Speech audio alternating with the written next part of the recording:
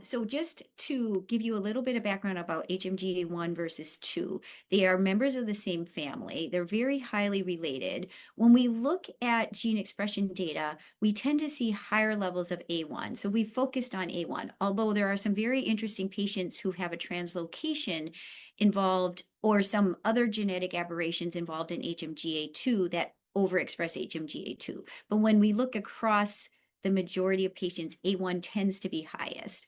And when we've done experimental studies to determine its role to see if it really could be a valid target, we found some striking data in our MPN models. So for instance, if we take JAK mutant AML cell lines that are derived from patients and we do gene silencing using a variety of approaches, CRISPR or short hairpin RNAs, we find that these cells no longer have the capacity to grow in an uncontrolled fashion and to form clones. And then when we put these cells into mice, we find that HMGA silencing prevents leukemic engraftment and expansion in the mice. So that suggests, at least in this late stage disease, it would be a remarkable target. And then we also looked at earlier stage disease. So for example, PV and ET, and their levels are high, but not quite as high as myelofibrosis or AML. And so to examine its role in this earlier stage disease, we use mouse models, and we have a beautiful JAK2 mutant mouse model that very nicely recapitulates what our patients get. So they get elevations in red cells, elevations in platelets, and over time, like 40 weeks, which is getting to be quite an older mouse, they develop myelofibrosis with splenomegaly and all of the changes we see in the marrow in our patients.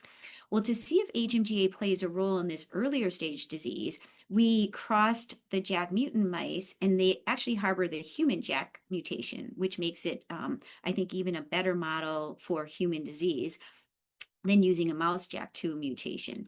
And what we find is when these mice have just one allele, so 50% of their HMGA genes within their hematopoietic stem and progenitors, and of course their offspring, they develop a remarkable decrease in their red cells and platelets. So their MPN phenotypes are ameliorated. And then even more remarkably, they do not develop splenomegaly and they do not progress to myelofibrosis. So we think this would be an incredible therapeutic target. And we also know from studies in other tumors, other hematologic malignancies, even solid tumors like pancreatic cancer, we see similar findings. Lowering the levels of this gene or protein by only about half prevents tumor progression and prolongs survival in diverse tumor models. It's because it's a transcription factor, there are, of course, challenges to targeting it. It's a small protein, it's within the nucleus. So we would need to find, I think, a small molecule inhibitor that disrupts its chromatin binding. But that certainly would be a really impactful discovery. And we're working to try to define these complexes so we can better understand how we can knock it off chromatin and prevent it from, driving these tumor progression phenotypes.